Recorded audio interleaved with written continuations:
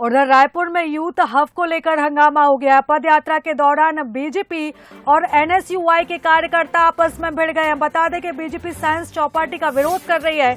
University से नालंदा परिसर तक पदयात्रा निकाली गई है। तो ये बड़ी खबर रायपुर से, जहां यूथ हब को लेकर हंगामा हुआ है और पदयात्रा के दौरान बीजेपी और एनएसयूआई के कार्यकर्ता आपस में भिड़ गए हैं। बता दें कि रायपुर में एजुकेशन हब में अवैध चौपाटी का विरोध लगातार जारी है और अब इसी को लेकर बीजेपी और एनएसयूआई के कार्यकर्ता आपस में भिड़े हैं। बड़ी संख्या में छात्र छात्राएं और युवा इस रैली में शामिल हैं और बीजेपी साइंस चौपाटी का लगातार विरोध कर रही है और इस विरोध प्रदर्शन में बड़ी संख्या में छात्र छात्राएं भी शामिल हैं। बड़ी खबर रायपुर से, जहां एजुकेशन हब में अवैध चौपाटी का विरोध लगातार जारी है और बीजेपी के धरने का आज 5वां दिन है। और चलिए इस खबर पर ज्यादा जानकारी लेंगे। गौरव हमारे साथ जुड़े हुए। गौरव, यूथ हब को लेकर हंगामा हो रहा है, आप मौके पर मौजूद थे, क्या कुछ स्थिति है और क्या है पूरा मामला? जी बिल्कुल, देखिए जो यूथ हब बन रहा है, जो चौपाटी बन रही थी, उसका विरोध लगातार बीजेपी करते नजर आ रही है। आज 5वां दिन है, उसके विरोध में अलग अलग तरीके से बीजेपी विरोध कर रही थी।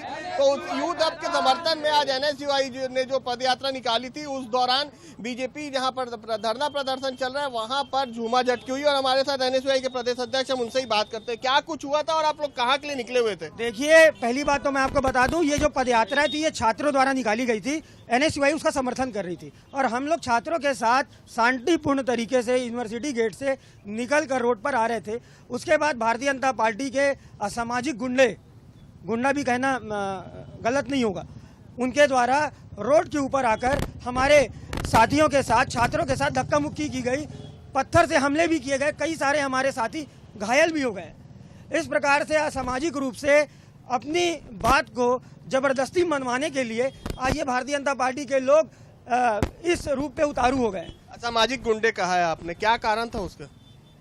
उनके द्वारा आपने देखा होगा, जब हम लोग पदयात्रा निकाल रहे थे उसके बाद भी वो लोग रोड पर आकर हमले करने की कोशिश कर रहे थे, हमारे साथियों से लड़ने की कोशिश कर रहे थे। और वहाँ पर जो बैठे हैं धरने में, आधे से ज़्यादा लोगों के ऊपर कई सारे आपराधिक मामले दर्ज हैं और लगातार वो यूथ हब का भी विरोध कर रहे हैं। उनके पास कोई मुद्दा नहीं बचा है। अब छात्रों का विरोध करना उनका उद्देश्य बन चुका है।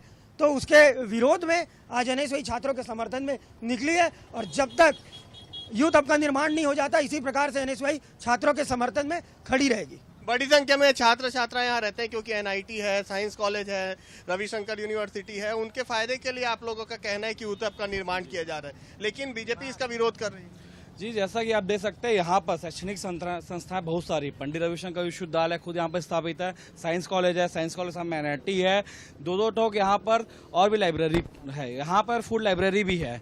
लेकिन भारतीय जनता पार्टी वो चाहती है कि छात्र जब यहाँ पढ़ाई लिखाई करके निकले, उन्हें जब भूख लगे, प्यास लगे तो बहुत दूर जाए, उन्हें सस्ते दाम पर खाने की चीजें उपलब्ध ना हो सके, जिसके विरोध में वो लोग वहाँ बैठे हैं।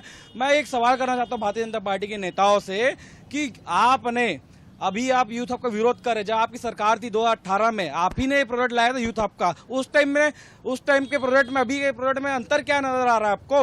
क्या यहाँ पढ़ने वाला हॉस्टल में यहाँ 6 हॉस्टल है, यहाँ पूरे 6 हॉस्टल में 1000 छात्र रहते हैं, वो उनको जब भूख लगी, प्यास लगी, छात्र जाएंगे कहाँ? आपके घर आएंगे? गौरव, आपने तमाम तस्वीरें हमें बताई। यूथ हब को लेकर हंगामा हो रहा है और बीजेपी और एनएसयूआई कार्यकर्ता आपस में भिड़े। तमाम जानकारी के लिए आपका बहुत शुक्रिया। तो रायपुर से एक खबर, जहां यूथ हब को लेकर हंगामा हुआ और यूनिवर्सिटी से नालंदा परिसर तक एनएसयूआई के कार्यकर्ता पदयात्रा निकाल रहे थे। इसी दौरान बीजेपी कार्यकर्ताओं से उनकी झड़प हो गई।